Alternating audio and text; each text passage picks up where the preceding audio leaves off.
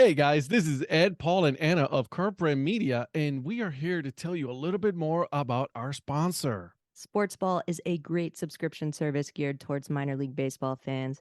Each box features a different minor league team. You get a box every 3 months with minor league baseball gear, including different styles of hats like Ed's favorite, the dad hat. The cost is less than $12 a month. Proceeds from each box goes to More Than Baseball, the only nonprofit dedicated to the well-being of minor league baseball players. We all know that Parents' Days are coming up this summer, so if you've got a mom or a dad or a grandma or a grandpa who are particularly difficult to buy for, but you know they're baseball fans, this is the answer, guys. Meet your new favorite team at sportsballbox.com. Is there anybody there?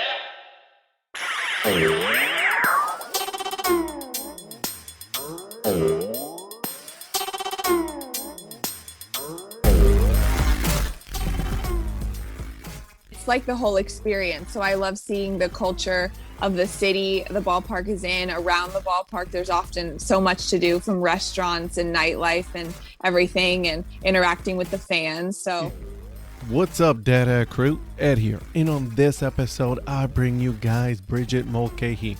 She has worked at every level of baseball. That's right. I'm going to say this again. She's worked at every level of baseball, okay? From the collegiate summer league all the way up to Major League Baseball. We talked about her time in minor league baseball, specifically Newport Gulls, what she did there, and then also her future plans that she has going on as a food blogger. That's right, guys, food blogger. So, guys, without further ado, I'll give you the episode. All right. Well, I want to welcome you guys to yet another episode of the Dad Hat Chronicles. My name is Ed, and with me today, guys, I have Bridget Mulcahy. This is a lot of fun, so we are going to just jump right in. First of all, how are you doing? I'm doing great. Thanks so much for having me, Ed. It's really hot here in California where I currently am. So it's nice to be able to just relax and do a podcast and just chill out. And I love it. What's the temperature right now?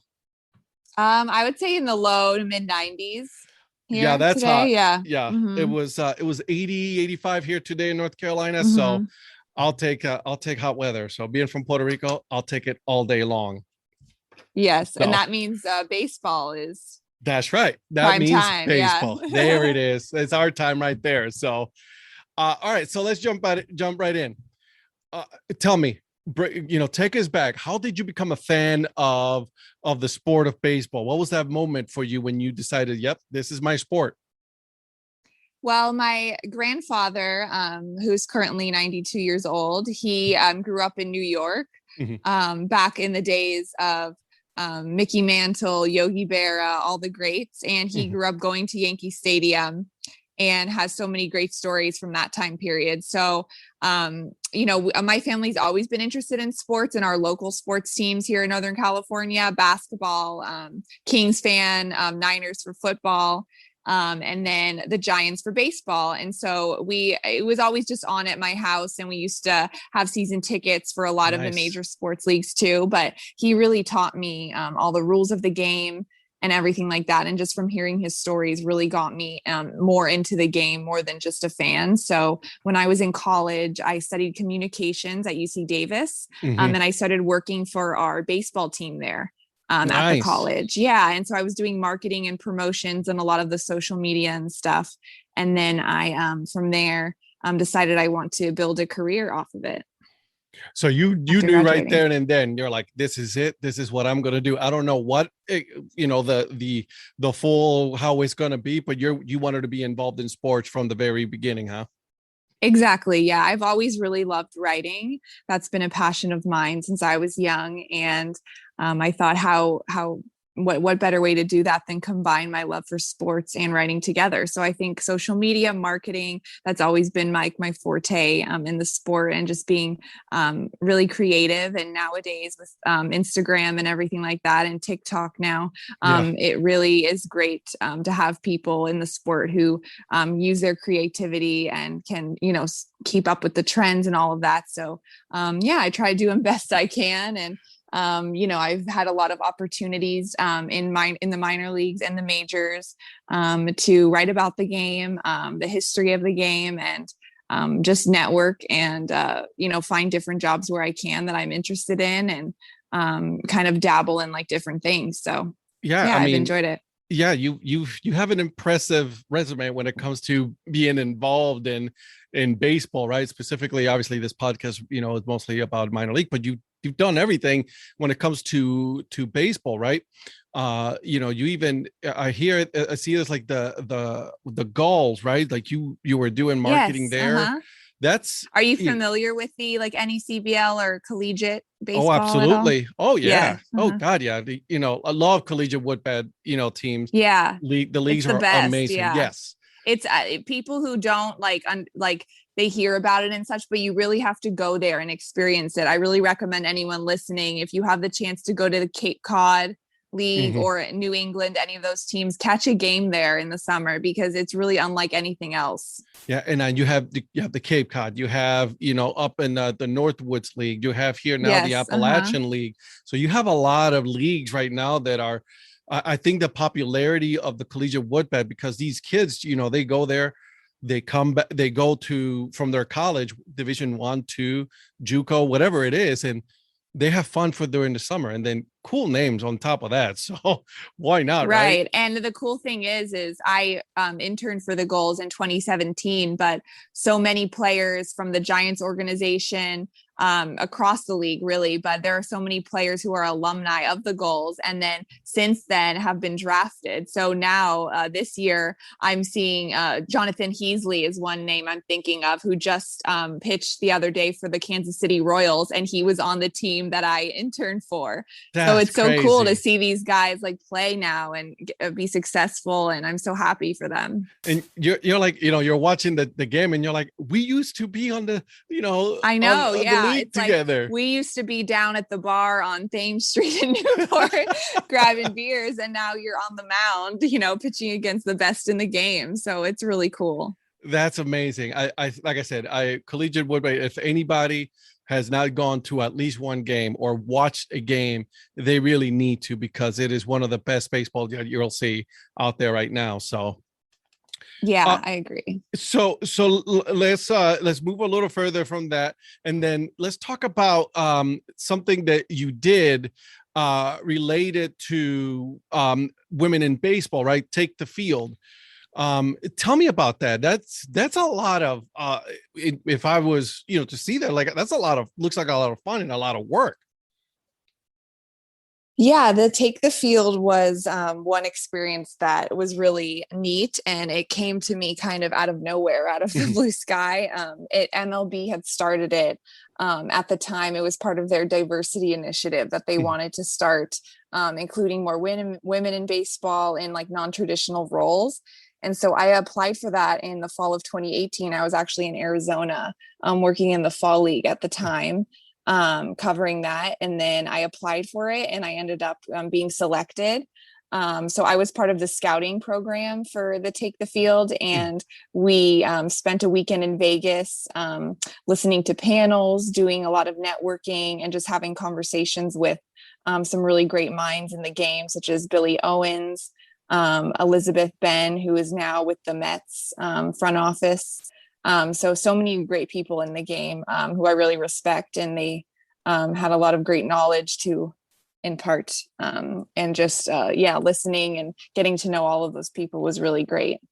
That's impressive, and obviously a ton of experience, a ton of contacts there that it would be for a lifetime. So good for you. I love that. I think that's amazing. Anybody that the whole diversity and inclusion, I think it's important in not just baseball but in sports overall, to include women, minorities, and all of that. That's amazing.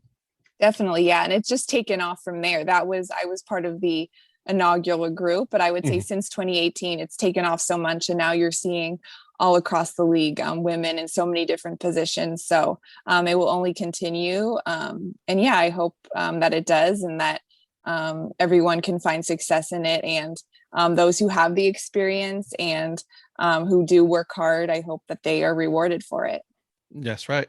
So So you got out of that, and then you are, we follow each other on like various social media sites and all that, but you combine some of the coolest, things to talk about, which is sports, food, and travel, and you write about that. Yeah, uh those are like my three passions, I would say. So I try and combine them when I can, when they do like intertwine, or, they can cross over, but other times I'll just focus on one or the other. right. So Yeah. so let's talk about that. Mhm.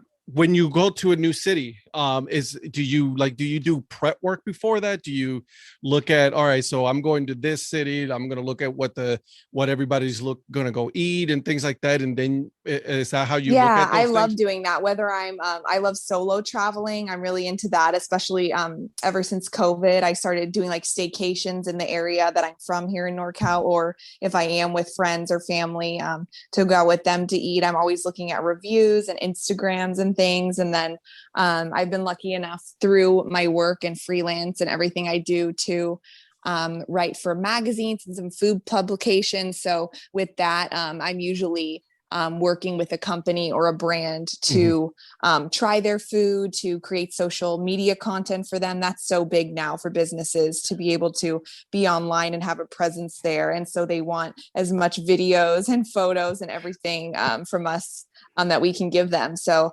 that's cool. And then conferences as well. So I've been to a few different states and places for their food and travel conferences, which is neat. To everyone gets together and it's just like a few days of eating, drinking, trying everything out, all different cuisines. So it's really cool. That sounds amazing. Okay, eating, Yes. drinking, meeting people, hanging out, talking to folks. That sounds like a good time.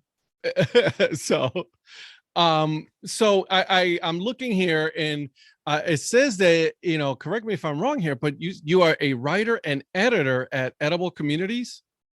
Yeah, so Edible Magazine, they have Yeah. edibles in a lot of cities. So I've done some freelance writing for them, social media content. They're now like on TikTok. And then I've done some freelance writing for Food 52, Bon Appetit Magazine. I've also worked with people at Food Network. So a lot of the major like food brands are things you think of when you think of like food writing and recipes. I'm really like involved with that. So I hope we'll see where it takes me, but I hope that continues. And I feel like with my sports background and everything I've done there, I kind of provide a unique perspective. That's amazing. I was just going to ask you that. Like, let's talk about that, because you say you use your background in sports to really go into this. Now, how does that look for you? Because I mean, I'm looking at some of the food here. I'm already hungry as it is. So how do you incorporate that with social media? Because TikTok I'm not on it right now, but like it's absolutely massive. It's blowing up. Oh yeah. Yeah. Yeah.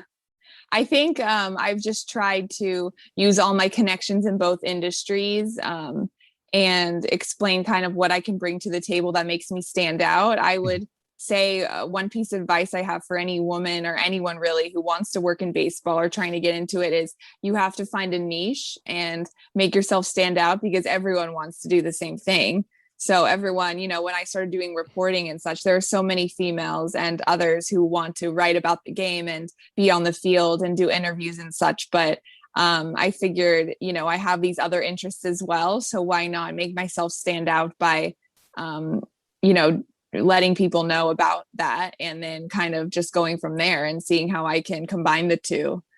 So yeah, I feel like it's gone well so far. Yeah, I think we'll so. see. We'll see. So let me ask you then, because I find this very, very interesting. So you go to a ballpark, and then you're looking at it from a different point of view, right? Me as a parent, as a dad of a 3-year-old, right? I'm like, okay, so first of all, let's look at the fun food, somewhere where she can just run around and play and things like that. So I'm automatically thinking that.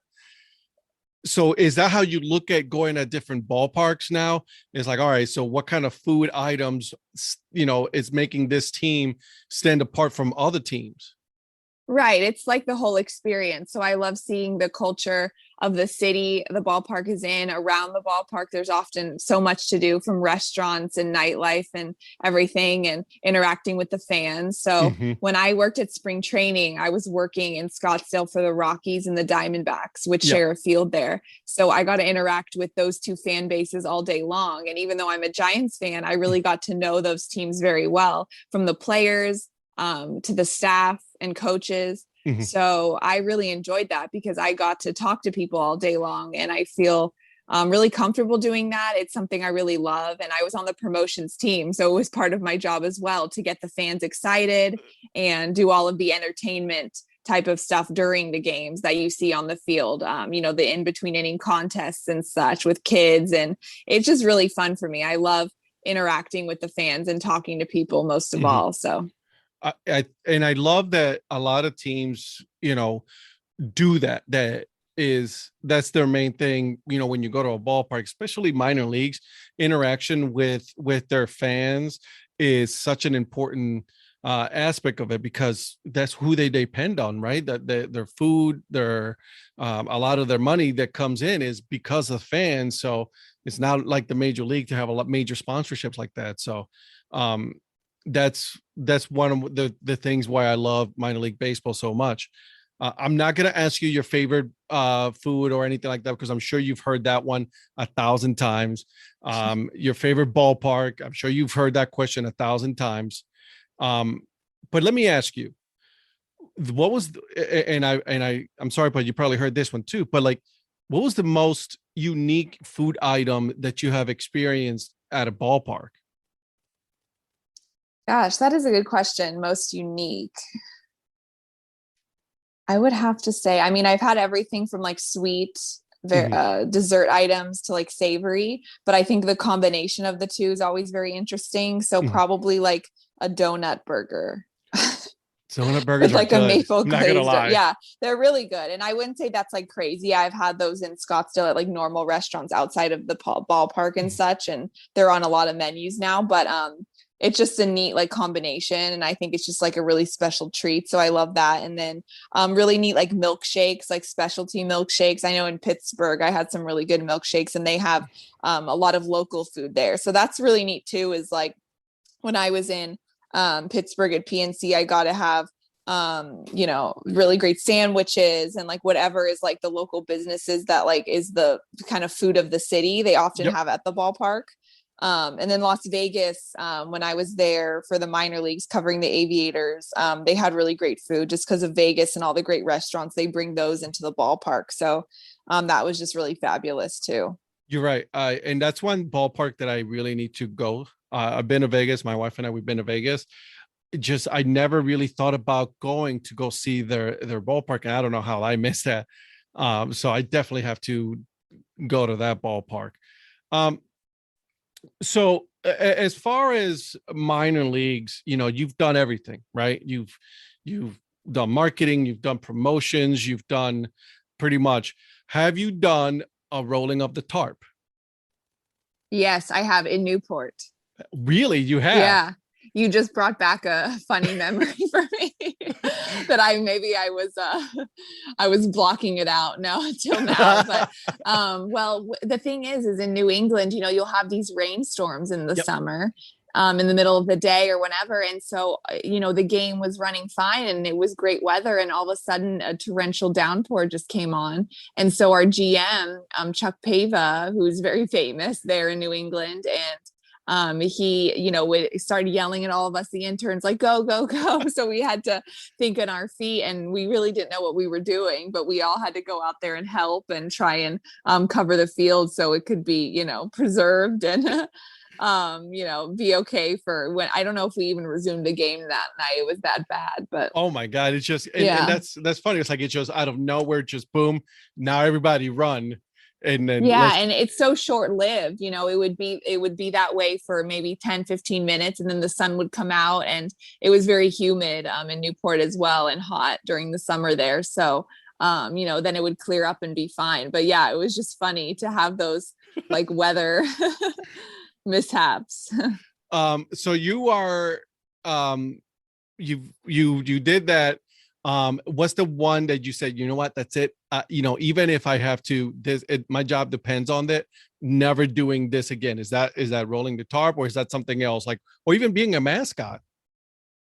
Yeah, the mascot thing is something that I've had a couple of not, I wouldn't say arguments, but just conversations with my managers and supervisors, because even going back to Davis in college, it was a requirement for us interns during the season. We had to put on the costume once. Oh no. And it was during one of the big basketball games, and I hadn't done it yet, and I was one of the few last ones that hadn't. And we were the Aggies, right? So Right. but our mascot was a horse. We were in agricultural school, but it was a blue horse. Oh no. A huge like royal blue horse. And so, yeah, they were like, you got to put on the hat, like, go ahead, it's your night to do it. And so, yeah, it was for a basketball game, and I had to pump up the crowd and do different dances and things and take pictures with fans. And But luckily no one knew it was me, but there you go. But it's something that you'll remember for the rest of your life. That's something fun, something, that you can say, you know what, I've done pretty much everything when it comes to working in baseball.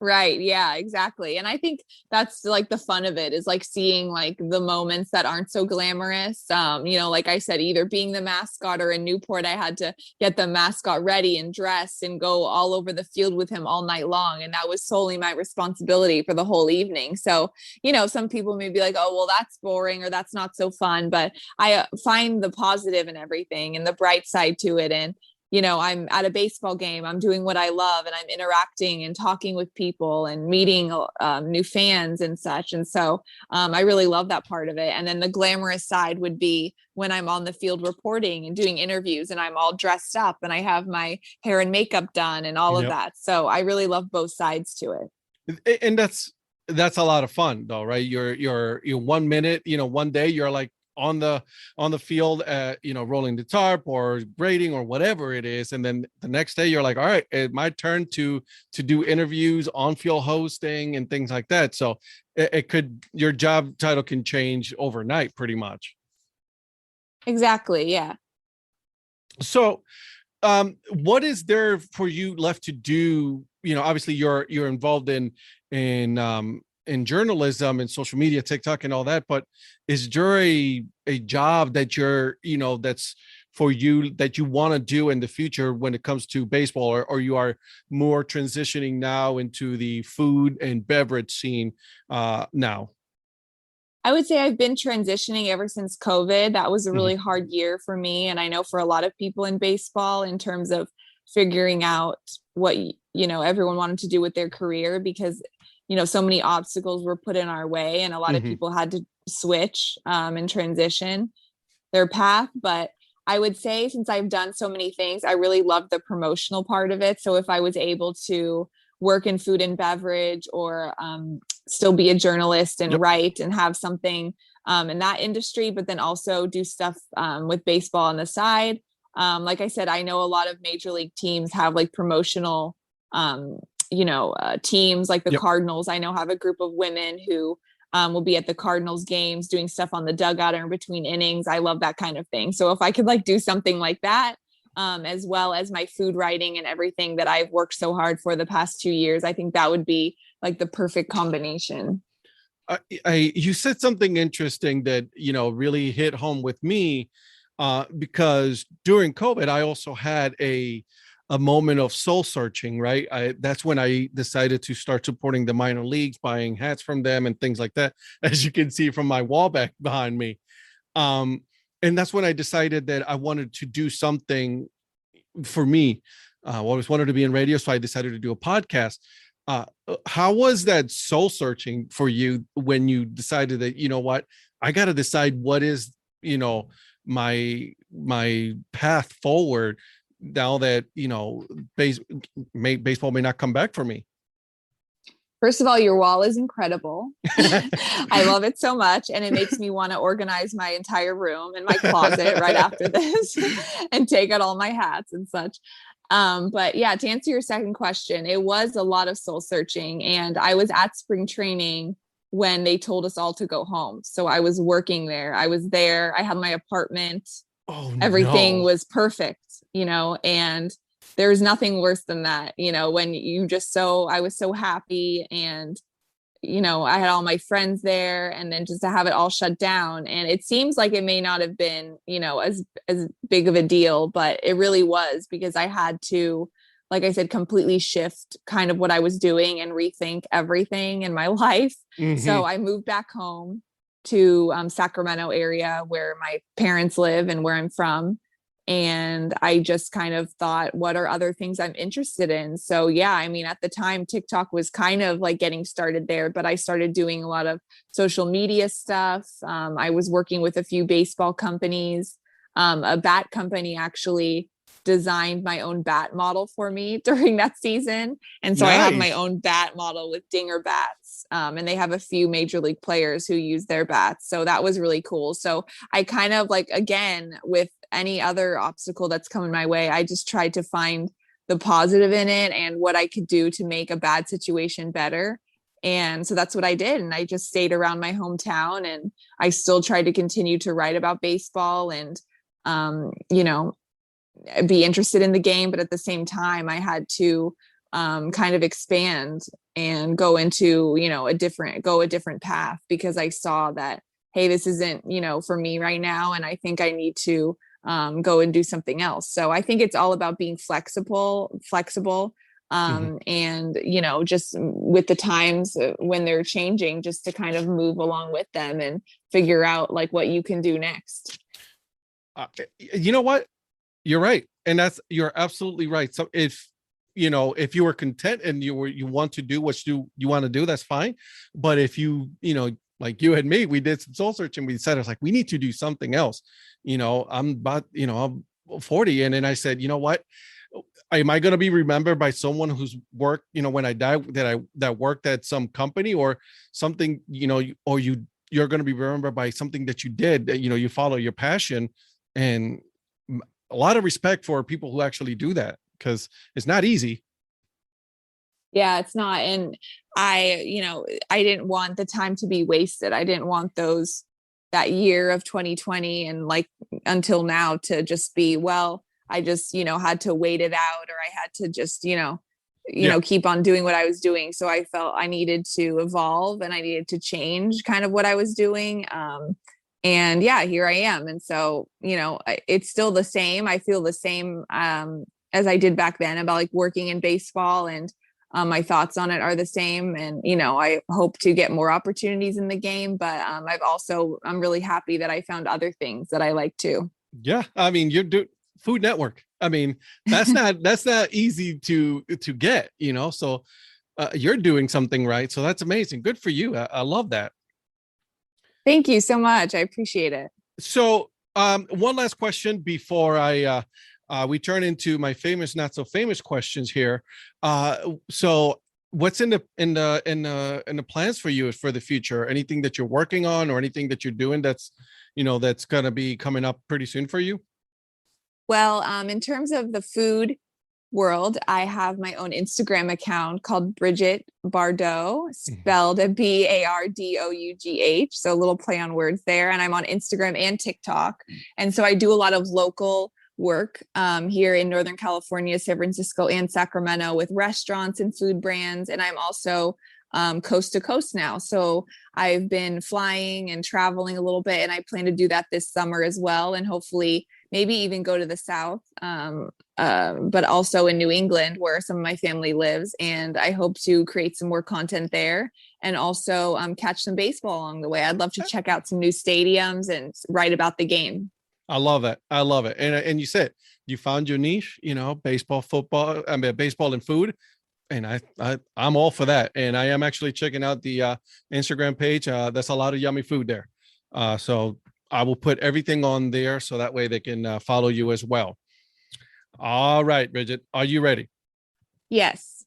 All right. So go for it. Here's the easy one. The first one, you go to the ballpark. What is your food and drink of choice? It really depends on the mood and if it's a day or night game, but I would say I'm going for a beer, probably IPA, probably something, a craft beer, something local. Okay. And then I really love like different styles and different kinds of like hot dogs. So lots of toppings. In Arizona, I would often get a Sonoran dog, which had a lot of great like salsa and like Mexican kind of style, like hot dog, That sounds amazing. which is really neat. Yeah. Cheese, all that stuff. So I'll typically go for something like that, a hot dog or a burger. And then I love sweets too. So in San Francisco, we have like Ghirardelli sundaes or hot chocolate or something like that, or ice cream is always fun too. Ice cream on an ice cream helmet, right? You know, my friend Yes, Paul would yes. would say it needs to be on an ice cream helmet. Oh yeah, definitely. Yeah. Awesome. Love it. Okay. All of those choices, very good, delicious. What was your favorite TV show growing up? Growing up, I was a big Disney Channel girl.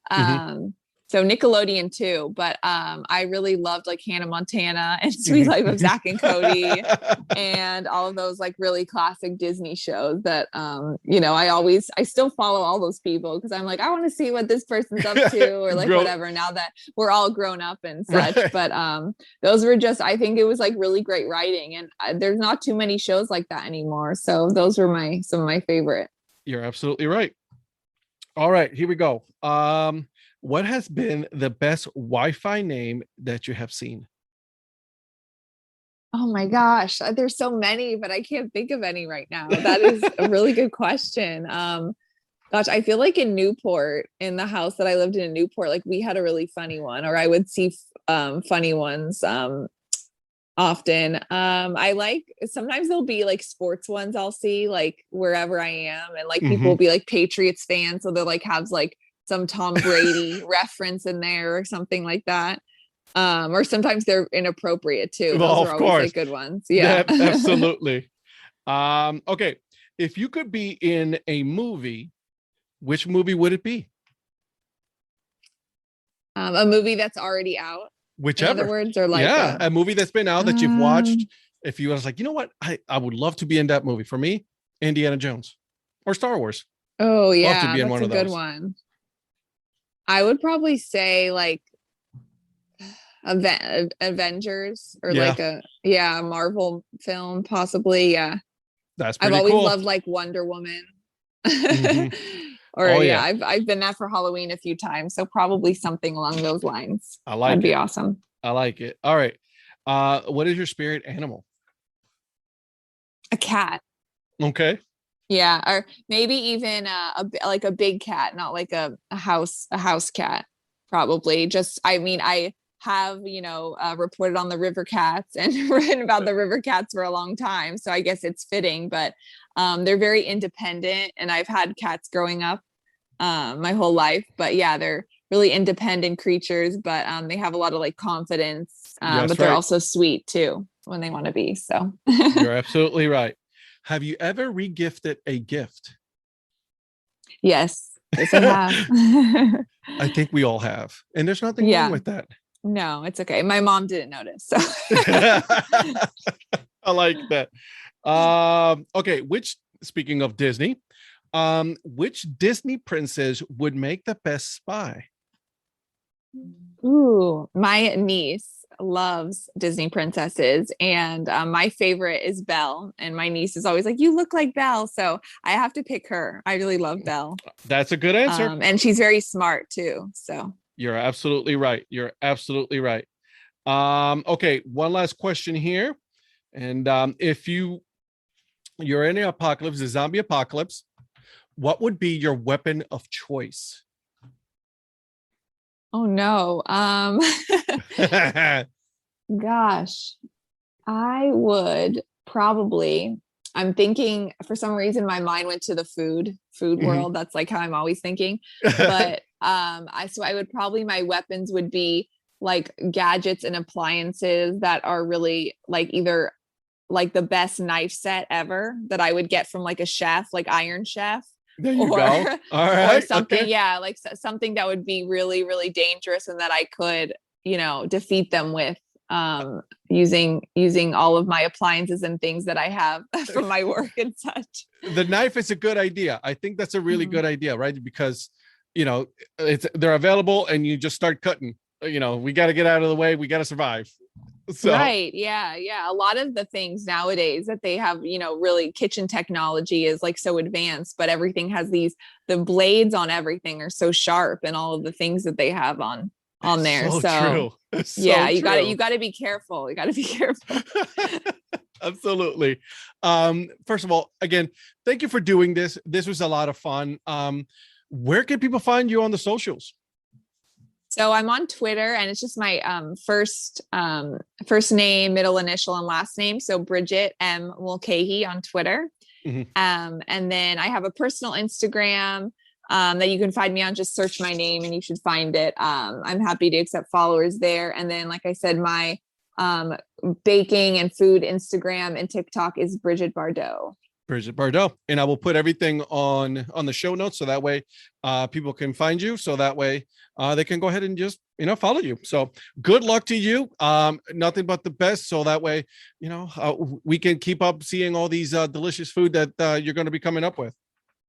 Thank you so much for having me. I had a really great time, and it was nice to meet you and talk with you. And I hope to, stay in touch. And absolutely, I'm sure via social and everything, we'll see all of our baseball adventures we get up to. So yes. And if you do make it down to the South, do let us know.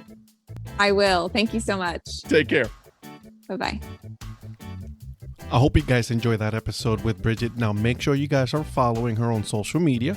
Also, guys, make sure you guys are following the Dad Hat Chronicles podcast. Give it 5 stars, and then make sure you guys are telling one more person. But before I go, last thing here, okay, guys? I'm going to leave you guys with this. Are you guys ready? What do you call a line of men waiting to get haircuts? A barbecue. Get it? Get it? All right. You guys have a wonderful day. And as always, support the minor leagues.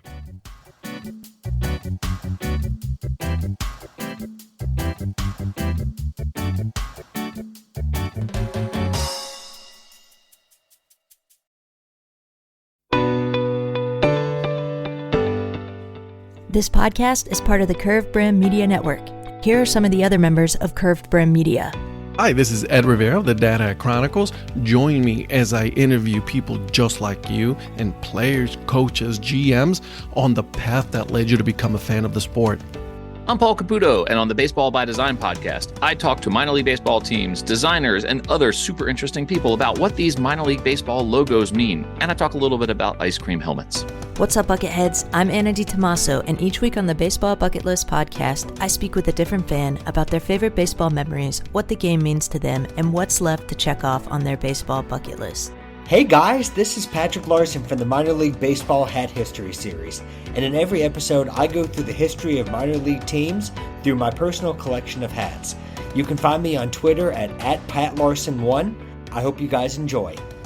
This is Patrick and Corey of BaseballMapper.com, and we have made an interactive map to help highlight all baseball teams from the majors down to collegiate summer leagues. We want to bring you closer to baseball. So get on the site and find a team near you today. Learn more about Curved Brim Media at curvedbrimmedia.com.